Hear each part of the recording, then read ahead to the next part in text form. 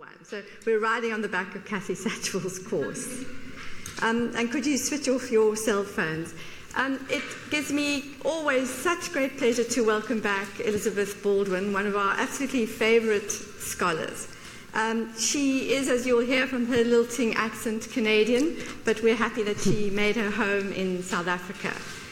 She has degrees from the University of British Columbia and the University College Dublin, which is of course very germane to what she'll be telling you about today, and that is indeed where she studied Old Irish literature. She also has a degree from the University of Leeds. Her main area of research expertise is medieval drama, but in fact she's taught English literature from the 10th to the 20th centuries, and you'll be ending up a little bit at the earlier side of that scale today. I think we're going back to the 8th. Yes, you're stretching it right back. Thank you, Elizabeth. Thank you very much, Fionnuala. Okay. It's nice to see everybody again. I see a lot of faces I've seen before.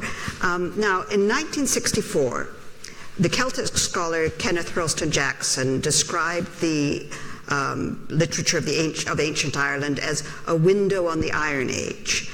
And this is particularly true of the group of stories that we're looking at this week, which are usually described as the Ulster cycle. There are 4 cycles of stories in Old Irish literature.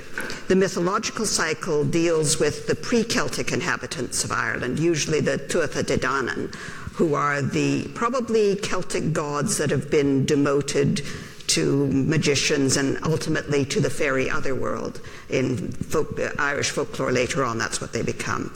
And then we get the Ulster cycle, which we'll be looking at this week, and it's concerned, as the name implies, with the heroes of Ulster, which is at this stage the entire north of Ireland.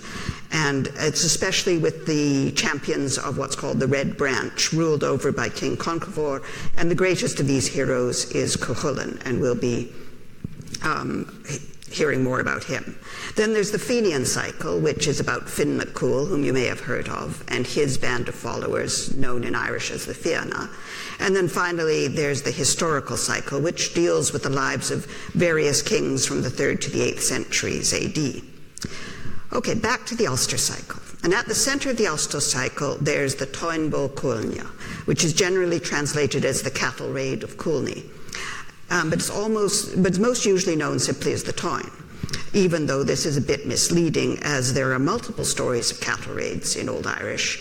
For instance, Táin Bó Cúailnge is a story that tells about the driving of the cattle by Froich, and it's one of the stories that lead up to the Táin. Can I just pause? Is this a little too loud? I'm sort of getting a boom. Yeah. See if I can... Can you turn it down a little tiny bit? Because I don't know which one it is, but I feel that I'm booming at them. Is that a little bit more comfortable? You can still hear me. Okay. Yeah, it didn't feel right. Okay, back, Táin Bó Cúailnge, one of the stories of events leading up to the Táin Bó Cúailnge. But Táin Bó, or cattle raids, is actually a separate topic. There's a whole list of things you can tell stories about in Old Irish, and cattle raids are one of the major ones. So we'll be hearing a lot about cattle today, or not today, but this week. And as well as the Táin itself, there are several what are called revskela. And the revskela are a bit like prequels. They tell about events that happened before the main event, or they tell about events that happened to people who were involved in the Táin. And frequently they tie in a sort of explicatory way, why this happened on the Táin, or why so-and-so went on the Táin. Like Táin Bó Cúailnge is why Froich was on the Táin, why he was in the Táin Bó Cúailnge was because of what happened in Táin Bó Cúailnge. Okay, now I'll talk about the revskela a bit more tomorrow. Today I'm going to talk about some more background things. The date of the events in the Táin is subject to some uncertainty, but it's generally acknowledged to be the oldest vernacular epic literature in Europe. That's to say that the Iliad and Odyssey of Homer, which are from the 8th century BC, and Virgil's Aeneid from the 1st century AD are both older, but they're in the 2 classical languages. So this is the oldest non-Greek, non-Latin literature in Europe. The composition of the date of the Táin is difficult to pin down. The oldest manuscript that we have, which is known as the Levor na Huidra, or the Book of the Dun Cow. It's called the Book of the Dun Cow because the Dun Cow was the one that got killed to make the book. It's on her skin. Kind of nice that they give her some credit. That was put together in the 12th century, but the language in it is from the 8th century, and some of the verse passages may be as early as the 6th century. So it's likely also that it was passed down orally for a considerable length of time before being written down. This is all the more likely because the Druids, who were the learned class of Celtic society, were completely opposed to writing. They considered that it weakened the memory, and writing as we know it didn't reach Ireland until the coming of Christianity in the 5th century. So it likely was passed down for quite some time. And the poets of Old English society, which are known as either Filydd or Baird, as in bard, they received a very intensive training in composition and memory, which lasted from 7 to 12 years at bardic schools. They learned to compose in various meters, as well as memorizing antiquarian and genealogical material, because you needed to know whose father was who and whose grandfather, so you could praise them properly. They memorized a large number of classical tales, such as the Táin, and in their last years they learned spells and magic, so a very comprehensive education. The teacher would set a subject for composition, and pupils, lying on their backs in their beds in the dark, would compose poems in their heads, and they would then perform them for the teacher, who corrected them. So an interesting form of marking. Bardic schools of this type lasted up to the 17th century, so we have quite a lot of knowledge about them. And you can see from that Irish society was very conservative, and stories could last a very long time. And as Irish poets retained vast quantities of memorized verse and didn't compose by improvisation, they composed the piece first, memorized it, and then recited it, and they memorized a lot of things that other people had composed. So a story such as the Táin could be handed down for centuries before being written down. Earlier antiquarians attributed the events of the Táin to the time of Christ, that is, the 1st century AD, but modern estimates argue that it is not possible really to put the date of composition earlier than the 4th or 5th century AD.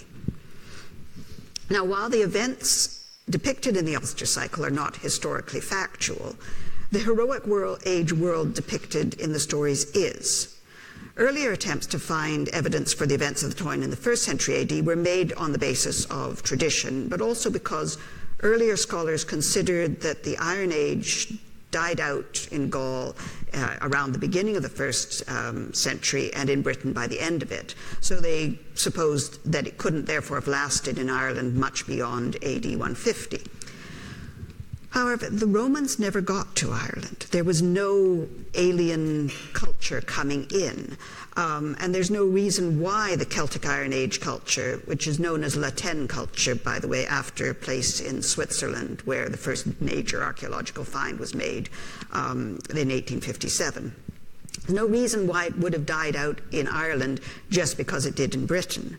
And it would appear from archaeological remains in Ireland that the Iron Age lasted there considerably longer than was first thought. Although I have to stress here that I haven't been able to get any really recent scholarly work on archaeology of Ireland. And archaeology is a subject where things can change quite quickly as new discoveries are made. But it's certainly possible that the basic Latin culture of early Ireland lasted until the coming of Christianity in the 5th century, or at least until within memory of that time. And certain aspects of Celtic society, such as the role of poets that I've mentioned, survived not only into the Christian era, but well into the historic period. With all that, we still know relatively little about the Celts, popular though they are as a subject of speculation. Classical writers, both Greek and Roman, describe various Celtic groups on the continent, most notably the Gauls. But we have practically nothing about the Irish Celts. They weren't invaded, there wasn't much contact, so there isn't much information. At the same time, the Irish stories describe a culture that is in many ways parallel to that of the continental Celts. The Celts were, according to the Greek historian Ephorus in the 4th century BC, one of the 4 great barbarian peoples, and the Celtic world stretched from Eastern Europe to Ireland. So they're all this bit's Celtic. That's a lot of Celts. You can see from this how they expanded from Austria, so that this is the sort of heartland, and you can see how they were going out basically in all directions. Expanded from Austria and Switzerland across the whole of Western Europe. Now, the Celts were not an empire as such. There was no single ruler, and relationships between the various and many tribes and chieftains was not feudal, but a series of interlocking and often shifting alliances. So it's a cultural rather than an ethnic identity. They're not one single people. Now, one of the aspects that classical writers comment on is the Celtic love of feasting and the customs attached to feasts. Today, I want to look at 2 stories that are centered around feasts and are not directly part of the Táin, but do deal with many of the same characters that appear in the Táin. They should be seen as taking place before the main events of the Táin, and they also give us good examples of some of the Celtic customs that the classical writers commented on. So the first one I want to start with is Scéla Mucha Mac Tho, the story of Mac Tho's pig. And because I know these things are difficult to get hold of, I'm going to give you plot summaries of most of these stories a little more fully than I might otherwise. So Mac Tho was a king of Leinster. That's the bit down in the east around Dublin. And he had a marvellous dog named Alva, who protected the whole province. Unfortunately, Mac Tho also had 2 powerful neighbours, Conchvor, king of the Ullad, that is Ulster, and Ailill and Meath, king and queen of Connacht. He receives messengers from both Ulster and Connacht, offering substantial payments for the hound in the form of milch cows, a chariot, and horses, as well as friendship, with the implied threat that if either doesn't get the dog, the friendship will then turn to hostility. Mac Tho is in a quandary, which puts him right off his food. After 3 days of fasting, when he is tossing and turning in bed at night, his wife asks him what is wrong. He at first refuses to tell her, remarking that women can't be trusted to keep secrets. She, however, persuades him to confide in her and offers a solution to his problems. Promise the dog to both sides, set a day for them to come and get it, and let them fight it out. So diplomacy. Mac Tho, delighted, acts on her advice, and when the appointed day arrives, has a great feast prepared. This is where the pig comes in. It may seem odd that this isn't the story of Mac Tho's dog, but the pig gets star billing. We're told that it has been nourished by 60 milch cows for 7 years, and it was brought in the feast with 40 oxen laid across it. The question immediately arises of how the pig is to be divided and who is to carve it. Bricriu, who is noted for his tendency to make trouble, points out that the proper way to decide who carves is by combat, or by establishing who is the champion, and this is a tradition. Everyone puts in a claim, but most are discounted until Cet Mac Magach from Connacht looks like winning. He puts in a formal claim, hanging his weapons above those of everyone else, taking a knife and sitting down at the pig ready to carve, and making a final challenge to the Ullad to find a champion who can match him. Several of the Ullad accept the challenge in turn, but Cet is able to prove in each case that he has either bested them in a fight, leaving them with some permanent injury, or killed a close relative of theirs. Finally, just as it looks as if Ulster has lost, Conall Cernach, one of the top Ulster heroes, arrives. There's a formal exchange of compliments between the 2 heroes. I'm going to give you a bit of it in Old Irish, as it is one of my favourite bits, and you should hear what the Old Irish sounds like anyway. Now, you might find it easiest to picture this as the standoff before the shootout in an old-style Western. Conall Cernach is probably going to be played by Clint Eastwood, okay, so, okay. So, Cet speaks first. Fochan Conall Crida Liga, Lonbrut Loga, Lucarega, Gusflan Ferga Folk Hiccorad, Crechta Cathwodak, Ad Comsa Matfin Comafrin. And then Conall replies, Fochan Cet Macmagach, Magan Curad, Crida Nega, Ethra Nela, Ertrin Tressa, Trethen Agach, Queen Tarv Tnuthach, Cet Macmagach. Okay, so they're being very polite, but in a sort of gritted teeth, ceremonial way. Welcome, Connell, heart of stone, angry ardour of a lynx, glitter of ice, red strength of anger in the breast of a champion, full of wounds, victorious in battle. You are my equal, son of Fincoif. Okay, so Ket has acknowledged that Connell is his equal. Welcome, Ket, son of Magub, dwelling place of a hero, heart of ice, plumage of a swan, strong chariot fighter, warlike sea, fierce, beautiful bull, Ket Magmagu. Connell does not respond with an acknowledgement of equality. So now we've got to he's got to prove his superiority. Connell puts in his claim on the basis that he has, since he first took arms, not failed to kill a Connacht warrior every day, nor to destroy with fire every night, and that every night he has slept with the head of a Connacht warrior under his knee. It doesn't sound very comfortable, but Ket reluctantly concedes that Connell is a better warrior than he is, but adds that if his brother Anluan was there, the story would be different. Connell replies that Anluan is there, pulls out Anluan's head, which he throws at Ket. Connell then takes over the pig, and as the Connacht men have no more heroes, he carves the pig, giving the Connacht only the foretrotters. They are not best pleased with this, and a general fight breaks out, which breaks down the doors of the hostel where they're feasting, and there's a general melee in the courtyard.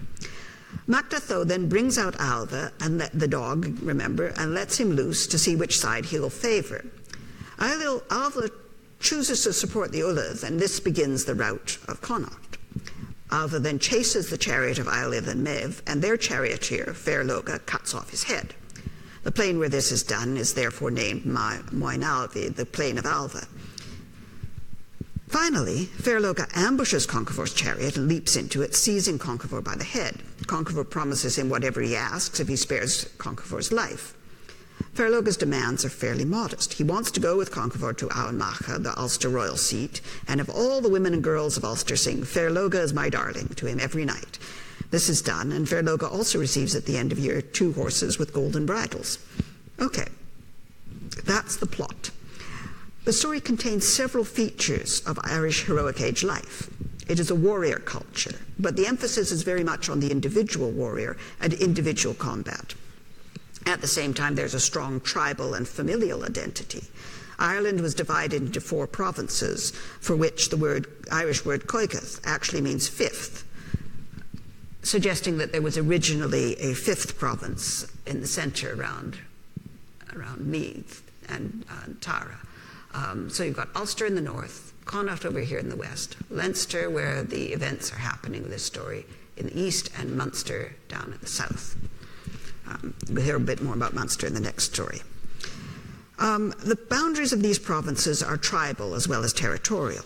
Kinship links were also important. For instance, in the case of a crime being committed, it was the perpetrator's kin group who paid compensation or received compensation on a sliding scale according to how closely they were related. Similarly, anyone who was the son, grandson, or great-grandson of a king was eligible for the kingship, which was thus partially elective. Anyone who had a physical blemish, however, was automatically disqualified from the kingship, which makes Ket's claim to have injured Cuscrath Mend Meche, or Cuscrath Mend the Stammerer, who's the son of Conchofor, by stabbing him in the throat, so that today you have not a proper word in your head, an insult as well as an injury, as he has debarred Cuscrath Mend from ever becoming king. The depiction in the story of competitive boasting between the warriors over who is to carve the pig is something that classical writers also note. The Celts sometimes engage in single combat at dinner. Assembling in arms, they engage in a mock battle, drill and mutual thrust and parry. But sometimes wounds are inflicted, and the irritation caused by this may lead even to the slaying of the opponent, unless the bystanders hold them back. And in former times, he says, when the hindquarters were served up, the bravest hero took the thigh piece, and if another man claimed it, they stood up and fought in single combat to the death. So, not very restful dining experience in early Ireland. Since individual prowess was what was valued and single combat the standard, Celtic warriors were strongly motivated by the desire for glory and the fear of shame. In this story, the various Ulster warriors are ritually shamed by Cet Macmacach by his recounting of injuries, often humiliating ones, that they received at his hands. Loira, whom we will see again in Bricriu's feast as one of the 3 top heroes of Ulster, was defeated by Ket and had to flee on the first day that he took up arms. The tradition, as Ket notes, was that a newly armed Ulster warrior would make a raid over the border into Connacht. Alva, you will remember, protected the borders of Leinster. The purpose of the raids was both material — cattle raiding was a major part of Celtic culture — and symbolic. A warrior, as we can see from this story, gained status by successful raids and the number of enemy heads he captured, and obviously lost if he or any of his close relatives were killed or injured by someone else. In the same way, the injuries that Ket has inflicted on other Ulster warriors are all humiliating ones: the loss of an eye, the loss of a firstborn son, an injury to the warrior's father that would be a permanent part of his identity. This is the case of Mend Mac Salchad, Mend the son of a one-footed man. A wound that rendered the warrior impotent, and finally a wound that disqualified a king's son from ever becoming king. Ket can dismiss them all fairly easily, even affecting not to know their names. With Conall Cernach, as we've seen, he is more respectful and acknowledges an equality between them. Now, I've spoken of enemy heads, but it would probably be better to describe the provinces as rivals rather than enemies, rather like rival sports teams, although with a bit more blood. Since the emphasis was on individual prowess rather than team success, a warrior could, and as we shall see, did, transfer his loyalty to a province other than the one of his birth. Some of the stories we will be looking at explain how these shifts came about. And while we're on the subject of heads, there is evidence from both classical writers and archaeological remains that the Celts were in fact headhunters. Livy refers to the practice, on the continent at least, of inlaying enemy skulls with gold and using them as sacred drinking cups, not everyday feasting cups, but for special occasions. More commonly referred to as the practice of embalming the heads and keeping them as trophies. In this case, only the heads of particularly famous rivals would be preserved. Again, individual status is what counts. Accounts by classical writers of heads being fixed to buildings for display have been borne out by archaeological finds. So when Conall Cernach takes out the head of Anluan at the end of the debate and throws it at Ket, he is asserting his status and his right to the champion's portion.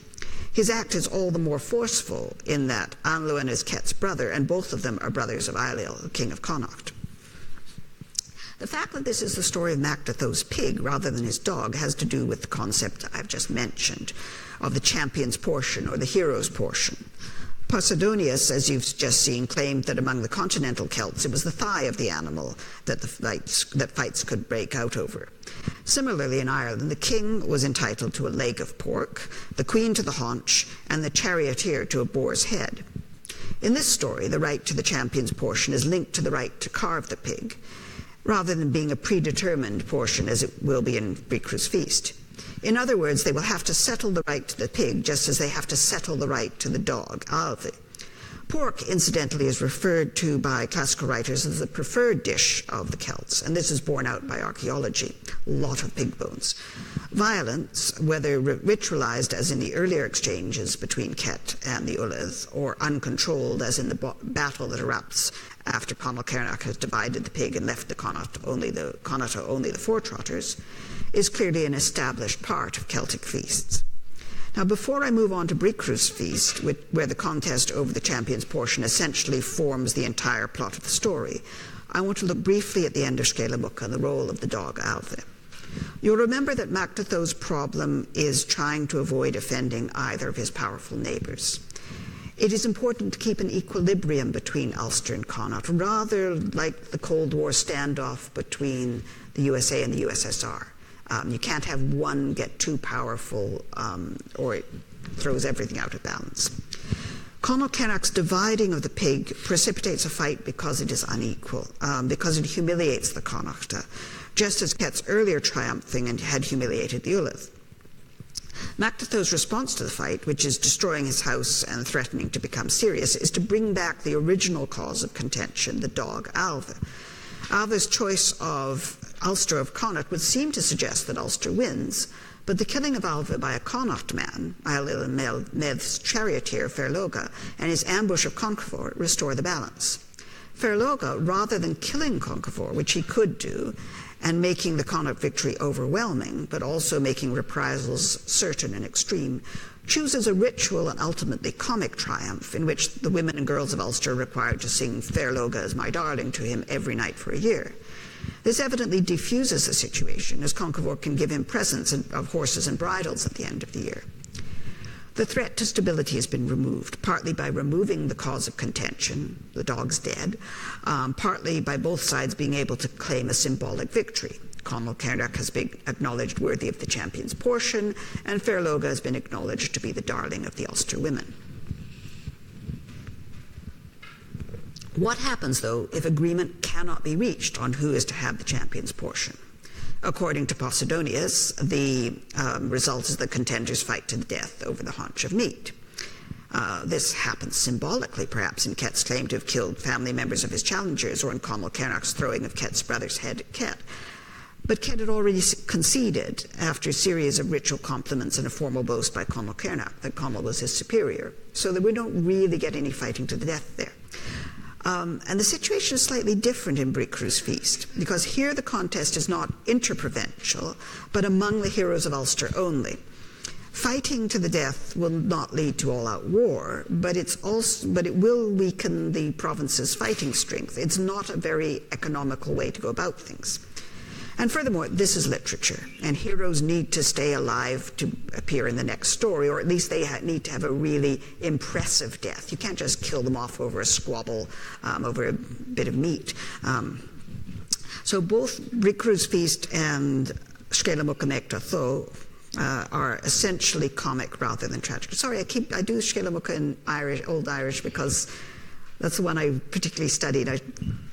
I translated all the other titles, but I keep forgetting that one. Anyway, story of Mactathos Pig. Okay, Bricriu's feast, the story is fairly diffuse, and I'm not going to give you all the details, but I'm going to give you a quick plot overview.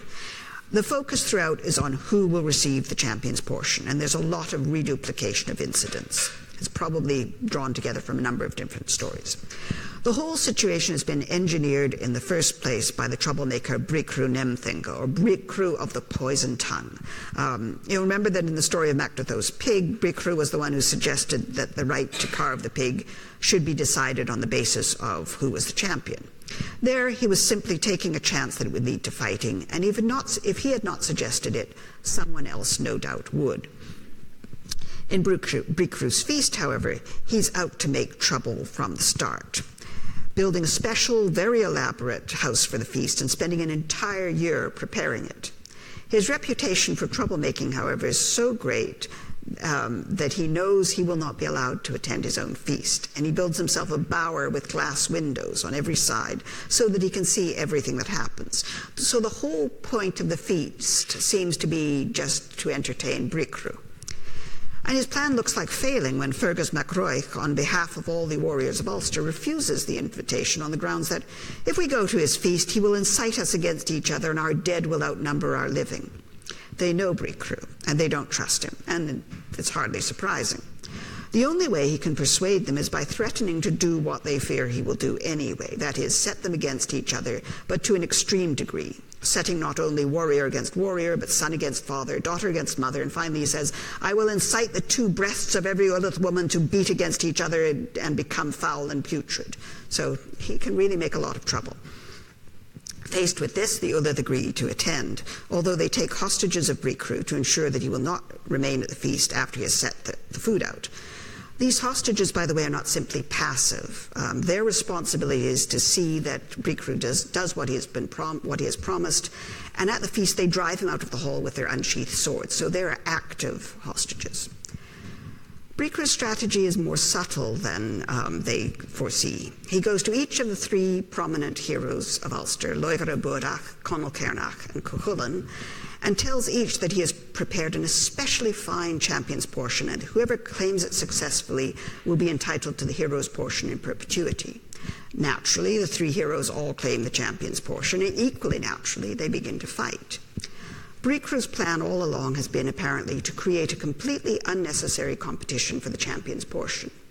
In Scéala Mucha, the competition for the champion's portion was necessary, as it was not just a matter of individual glory, but the honour of the entire province. Here, competition between the heroes can only weaken the society. It's the difference between rivalry for individual success between members of different sports teams and members of the same sports team. Not only that, but the competition here is unnecessary because the answer is obvious to everyone from the start. Cúchulainn is the only realistic choice. If Bricriu hadn't got at the others, very likely they would not have contested Cúchulainn's claim to supremacy. Loighre Buarach, for instance, we have already seen having to back down before Cet Mac Magach's boasts of superiority. Although he is a fine warrior and a hero, he isn't even in the same league as Táin Bó Cúailnge, and no one is in the same league as Cúchulainn. Later in the story, when the question of who is the greatest champion has been submitted to King Eileal of Connacht, Queen Medb sums up the relative standing of the three heroes. Like Mac Dratho's wife, she cuts through her husband's anxiety with a clear statement of the situation. Eileal went to his chamber and put his back against the wall, and he was troubled in his mind. The problem that had been brought to him was so perplexing that for 3 days and 3 nights he neither ate nor slept, same as Mac Dratho. Finally, Medb said to him, "You are a weakling. If you are a judge, then judge." "It is difficult to judge them," replied Eileal, "and wretched he who must." "It is not difficult at all," said Medb, "for Loighre and Conall are as different as bronze and white gold, and Conall and Cúchulainn are as different as white gold and red gold." The fight over the champion's portion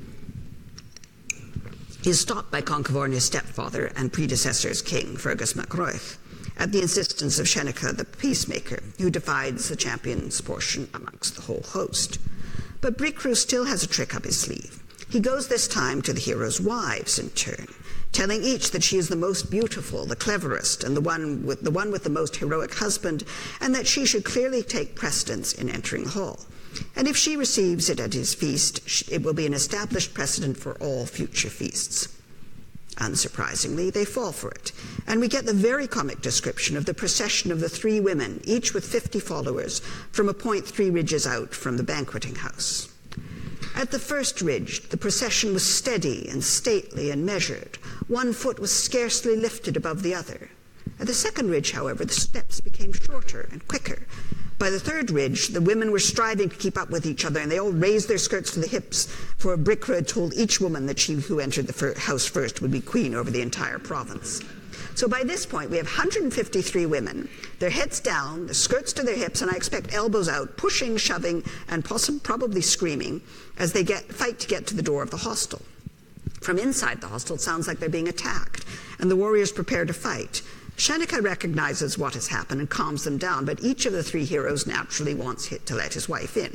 Loighre and Conall do this by breaking out one of the poles that make up the wall. Cúchulainn, on the other hand, just lifts the entire side of the house, allowing not only his wife Emer to enter, but all 3 companies of followers as well. When he drops the side of the house again, Bricriu and his wife, who have been up in his bower watching, are thrown down into the garbage heap in the courtyard. Bricriu, covered in muck, is unrecognizable at first to the Ullith. He complains that the house is now lopsided and puts the Ullith under Geis to fix it. Only Cúchulainn succeeds in doing this, and even he has to go into his riastarta, his heroic warp spasm, to do so. I'm not going to discuss Cuchulainn's riastarta today, but we'll get back to it later in the week. I do need to give you a few words about Geis, plural Geisi, though. This is sometimes translated taboo, but it is more complex than that. It can be, as here, a binding obligation on someone to do or not do something, which has been created because one party has somehow injured the other or is otherwise in his power, his or her power. It can also be a taboo in the sense that we would use the word in English, prohibition against some action. Sometimes there is a reason, sometimes not. It can apply individually or, as here, collectively, and can be a permanent or a temporary condition. I'll say more about Geisi as they come up in the other stories, and just point out here that breaking a Geis is always dangerous, and they have no loopholes. The rest of the story is about the 3 heroes trying to find out who is entitled to the champion's portion, or rather about everyone else trying to find a way of convincing Loighre and Conall that Cúchulainn is. It's interesting that they apply to kings about the other provinces, specifically Eileal and Medb, rulers of Connacht, and Cúroi Mac Dara, king of Munster. The story as it has come down to us may well be made up of several different stories, and I'm not going to go into all the tests in detail. The pattern is a familiar fairy tale one, with Cúchulainn in the role of the youngest son. Ailill tests them with druidic beasts, but Loira and Conall again refuse to accept the results. Maeve, more subtle, promises the champion's portion to each hero, sort of the Ailve solution, and gives each a cup to display at Crybrúth, the Red Branch, which is Conchobar's feasting hall, to show the hero's standing. These cups are made of the different metals that she compared the heroes to earlier: bronze, white gold, and red gold. Cuchulainn's cup is clearly superior to the other two, but the problem has never been deciding who is best, but getting the losers to accept the verdict. It's also worth noting that Cuchulainn also has a false estimate of his own worth, but in his case, he underestimates his ability. In a scene at the Connacht Palace, Cruacha, Loigra, and Conall in the morning join with some lads who are performing the wheel feat, which appears to be throwing a chariot wheel as high as possible up the wall of the house. Conall, Connacht, and Loigra, their efforts are greeted with derisive laughter from the spectators, but they take it as shouts of acclamation. Cuchulainn throws the wheel so hard that it knocks the ridgepole off the roof and sinks into the ground outside to the depths of a man's arm, and he mistakes the shouts of approbation for mocking laughter. After some further tests, including a beheading test which foreshadows the one at the end of the story, the three champions are still unable to agree. It may be that the beheading test was not at this stage performed in a sufficiently public setting, or it may be that the duplication is the result of different versions of the story being combined. In any case, the heroes finally decide to seek Cúroi mac Dara, King of Munster. Munster is in some ways the least powerful of the provinces. The name of the province derives from the word for slave, but is also strongly associated with otherworldly magic. Cúroi is a magician as well as a king, and he's a shapeshifter as well. And his power is so great that Eru could not contain his strength and valor and courage and pride and fame and supremacy. The three heroes are given the task of protecting his stronghold in his absence for 3 nights, beginning with the eldest, Loira. Each encounters a giant who easily beats Loira and Conall, picking them up and squeezing them before tossing them over the wall of the stronghold. Those inside the wall, however, assume that they have jumped in. Cuchulainn's experience guarding the stronghold is different, as he also has to contend with the 3 greys of Sheshkund Urboil, the 3 cowards of Brega, and the 3 sons of Don Marciol, who just happened to have chosen that night to attack. And then he has to deal with a monster from a nearby lake. So by the time the giant arrives, Cuchulainn is exhausted, wretched, and broken after all the fighting is already done. Nevertheless, he avoids the giant's grip by performing his hero's salmon's leap, one of his characteristic feats, and his coursing feat, so that the giant yields and offers him his choice of forfeits. Cuchulainn asks for supremacy over the warriors of Eru from this time on, and the champion's portion without contest and precedence for my wife over the women of Ullath forever. This is agreed to, and Cuchulainn then has the problem of getting back into the stronghold. He assumes that the others simply leapt over the wall, and is disgusted with himself because it takes him several attempts to do it. Cúroi then appears and awards the champion's portion to Cuchulainn with suitable gifts, and they all go back to Almacha. But the matter is still not settled, as Loira and Conall Cernach claim that Cúroi has not in fact made any decision, and Cuchulainn refuses to contest the matter, saying that the good of having it would be no greater than the trouble involved, which is pretty accurate. So nobody gets it that night. But later, when they've all probably given up arguing about it, there's a final public test that establishes once for all Cuchulainn's supremacy. As night drew on, they saw a huge, ugly churl coming towards them in the house, and it seemed to them that there was not in Ullath a warrior half as tall. His appearance was frightful and terrifying, a hide against his skin and a dun cloak round him, and a great bushy tree overhead where a winter shed for 30 calves could fit. Each of his 2 yellow eyes was the size of an ox cauldron. Each finger was as thick as a normal man's wrist.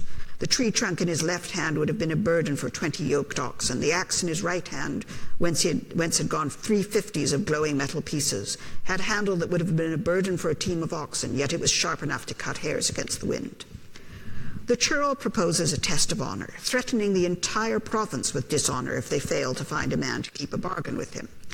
The test is that he will cut off the man's head and then return the next night for the man to cut off his. Those of you who were here for my Arthurian course will recognize the theme from Sir Gawain and the Green Knight. But you'll notice that there, at least, the stranger took the first blow, as he eventually agrees to do here as well. This makes it easier to find a willing opponent, but he wasn't being totally unrealistic with his original request. Athenaeus, again quoting Posidonius, recounts how Celtic warriors would sometimes submit to a voluntary beheading. And other men in the theatre, having received some silver or gold money, and some even for a number of earthen vessels full of wine, having taken pledges that the gifts promised shall really be given, and having distributed them amongst their nearest connections, have laid themselves down on doors with their faces upwards, and then allowed some bystander to cut their throats with a sword. So yes, they are insane. The important thing about this competition is that it is no longer a contest between the three heroes for the champion's portion. This is now about the public honor of the province as a whole. There's even a fourth hero, Muinrumur, involved, so that there are three Ulleth warriors who fail to keep the bargain before Cúchulainn finally does so and saves the province's honor. I think the addition of Muinrumur may be important.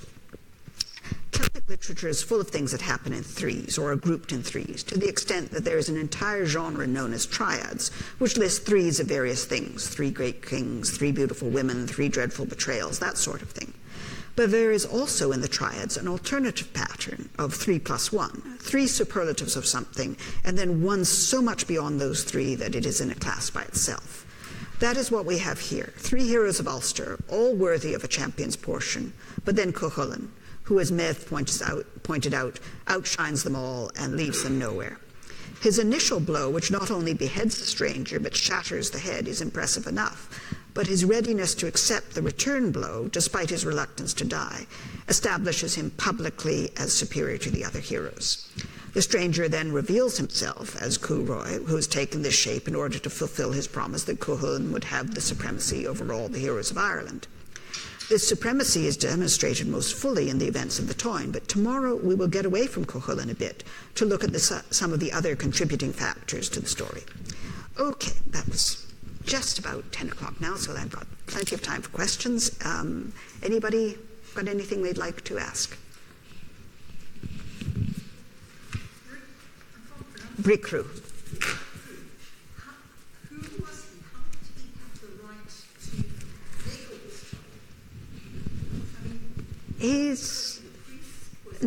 No, he hasn't got any other role than just troublemaker. And you get it in other medieval literature. There's always someone who is there to belittle the heroes. And it's an important role because Celtic warriors respond much better to the potential of shame. Like, you'll see it later on when Cúchulainn's fighting and he's not doing as well as they'd hoped. Instead of saying, "Go, Cúchulainn, go, you can do it," they say, "Cúchulainn, you're useless. You're hopeless. What made you think you could fight?" And then you see he's inspired to try harder. You get in Old English literature with Beowulf, where there's the character who, when Beowulf gets up and says who he is, he says, "Oh, I heard you lost that swimming race." And then Beowulf can say, "No, actually, I won, and I was carrying 30 other people with me." So there is a role for Bricriu. And I suppose he's also just, that's the way he is, and you get characters who have unpleasant habits, but they're not cast out of the society because they are part of the society. But Bricriu definitely narratively plays a very important role because he can do things like this. He can get things going because he's the one who points out these little things. But he's not instituting anything that isn't already in the society. He's just the one who's pushing the buttons. And they've got a lot of buttons to push, yes. Were these stories told in the same way throughout the whole of Ireland? Would they, in Munster, would they tell the same stories? No, we don't. Well, this is difficult because with any medieval literature, you've only got what survives. But it seems to be that the Ulster Ulster preserved their heroic age literature, this sort of thing, whereas the Fenian cycle, which is more Romance literature, comes more from the south, and that was more popular in the south. So it depends on what the people in a province. How was the political significance? I mean, the Munster people would be unwilling to admit that Cúchulainn You get story. The problem is we don't have as much literature from the other areas, but you do get things like with Macdotho's pig. That's been plausibly suggested that's actually a Leinster story, that, Connacht and Ulster are both made to look a bit silly. And so you can't deny the power, but you can undermine it. And there's one for Munster as well called Meshka Olath, which translates as the intoxication of the Ulstermen. And basically they all get drunk and go on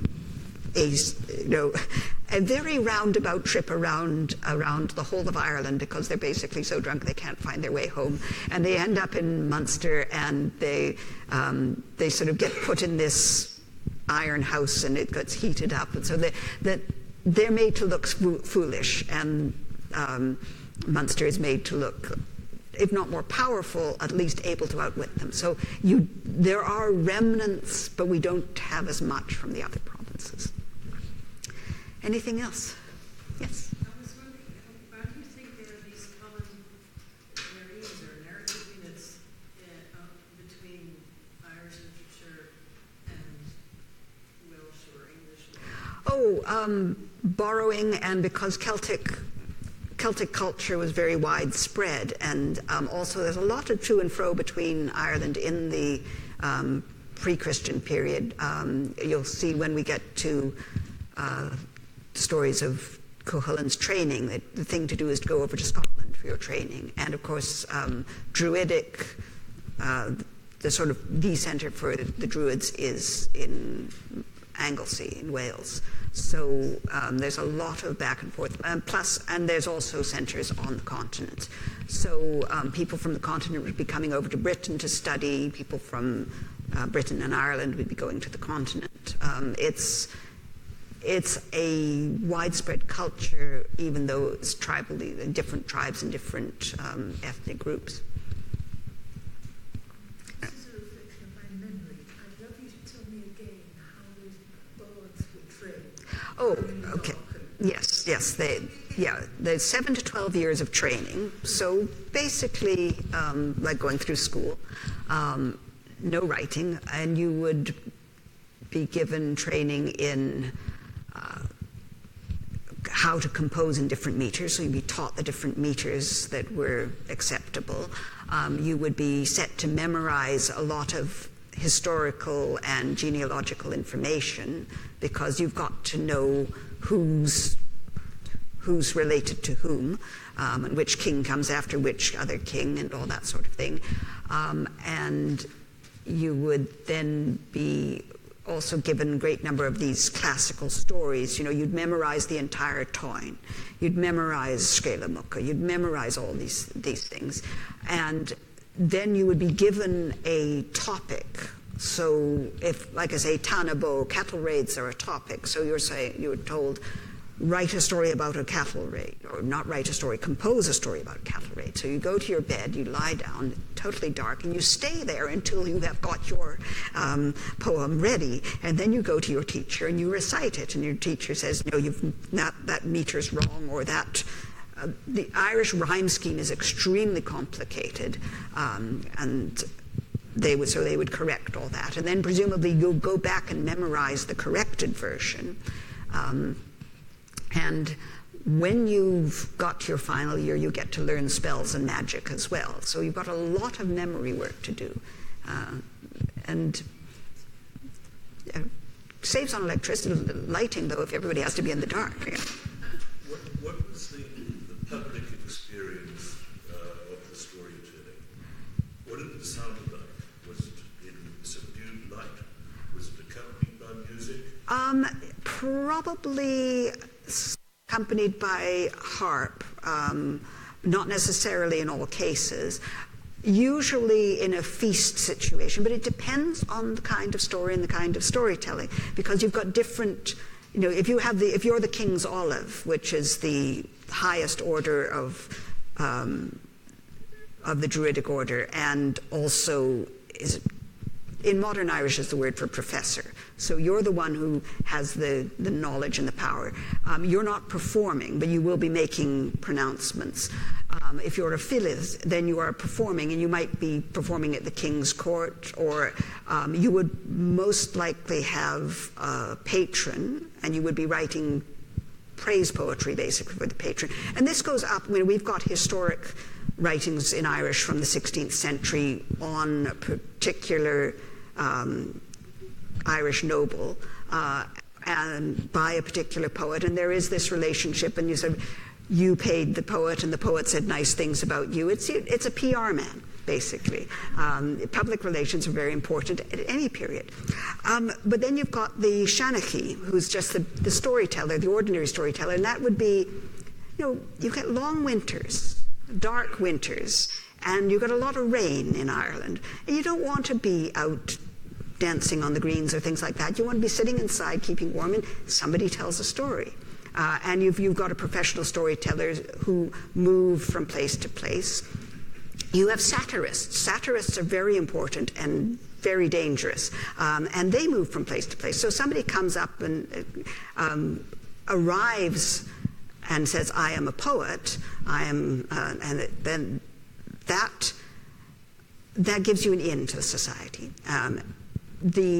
You'll see later on that the borders, when they're guarding the borders, the one person that can cross is a poet, but he has to be escorted in. So you arrive, you say, "Who are you?" "I'm a poet." "Oh, well, come with me and I'll take you to the king." "I'm a warrior." "You fight." So that's the way it goes. There's Dinhenachas, which is stories about place names, story about the plain of Alva being named after the dog.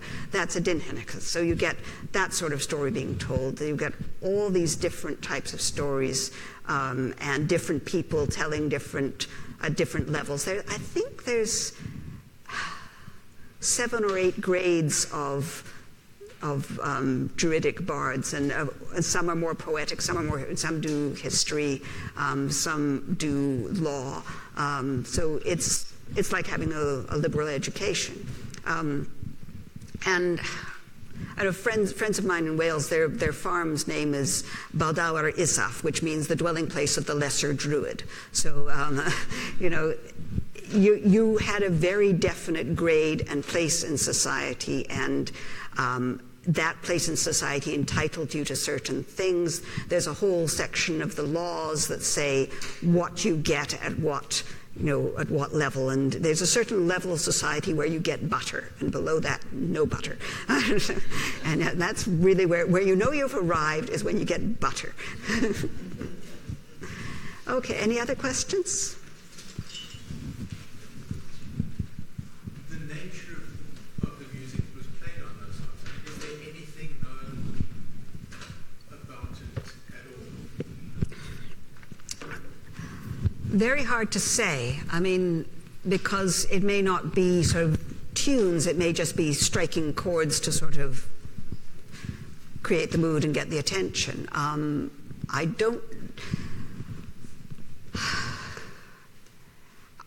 It's not impossible that Irish folk music derives from, but you can't say. I mean, we're talking about 1,500 years, it's a long time. On the other hand, the hymn, "Be Thou My Vision," it's an old Irish, Rob to Mobala, Cuiv the Crive. It goes way back to early Christian period. Attributed to St. Patrick, but then everything's attributed to St. Patrick.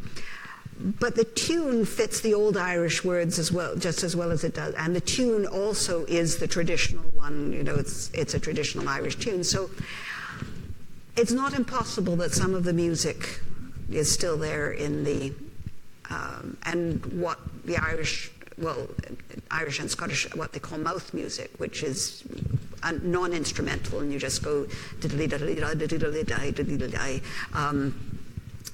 that also can be potentially very old. but I don't know enough about the musical aspect of it to be certain. Anybody else, any questions? Got 5 minutes if you want to. No? Okay, well, I will see you tomorrow.